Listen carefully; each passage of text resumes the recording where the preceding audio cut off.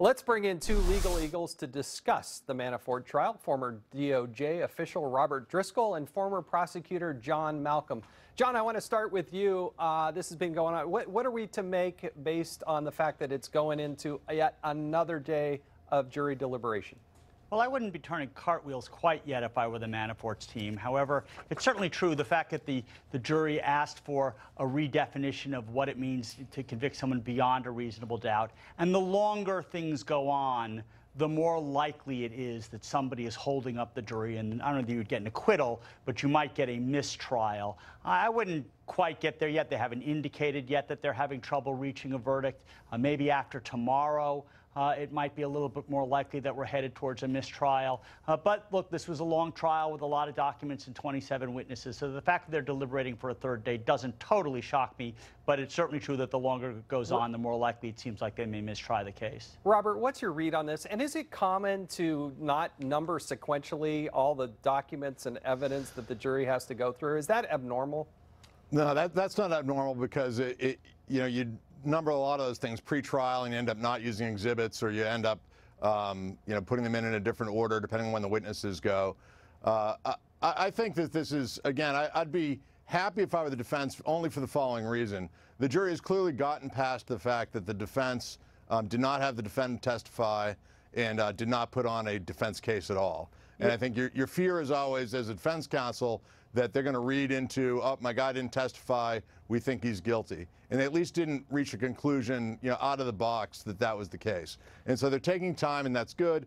The risk is, of course, that if you're the defense team, you pretty much have to run the table on all 18 of these counts, or else Mr. Manafort's looking at some decent jail time. So, I mean, the problem is if they hang on 2 counts and convict on 16, that doesn't really do you much good. You need to kind of run the table, which is still a high bar. But there are many out there that feel like this is a bit of a witch hunt. I mean, this has absolutely nothing to do with Donald Trump. It has absolutely nothing to do with Russia and the elections. Right. I mean, is this a bit of a witch hunt? Are we extending too far? Are we giving a tool to prosecutors? I mean, 305 years. I want you to listen to what Senator Rand Paul had to say about this earlier today. I think we've gone crazy on criminalizing everything under the sun, and what happens is it adds up to, like, he will never have physically hurt somebody, and yet he's going to be, add up all these things. If he were guilty, he'd get like 6 life terms. I think we've gone too far, and we need to reassess what we do.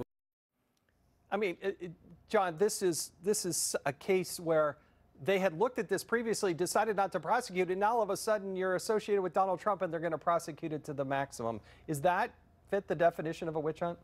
Well, I don't know whether it's a witch hunt or not. I think it's very fair to say that the prosecutors wouldn't have focused on Paul Manafort to this extent if he had not been involved in the Trump campaign. I don't think there's any question they're trying to squeeze him to get him to cooperate with their ongoing investigation. By the way, even if he runs the table in this case, he's still got 2 more trials awaiting him, one of them in less than a month. I mean, these are fairly serious charges, but they are certainly unrelated to anything he was doing as the campaign manager for the 3 months that he was the campaign manager. I mean, Robert, this guy, I believe is in his 60s, and we're talking about 3 months of association with Donald Trump. It strikes me like the association with the IRS. Because of your political thinking, we're going to use the power of government to go after you. I've got just 10 seconds. Give me your, well, your reaction. I mean, I think certainly it's a fair argument to make in the political realm, for sure, that this case would not have been brought if he wasn't the Trump campaign manager because of how long ago this stuff was. I think narrowly, they're probably serious charges that in some cases can be proven, but whether or not they would have been brought is an open question. Gentlemen, thank you. I appreciate it, and we look forward to seeing what the conclusion is. 12 men and women get to make that decision, and hopefully soon. A shocking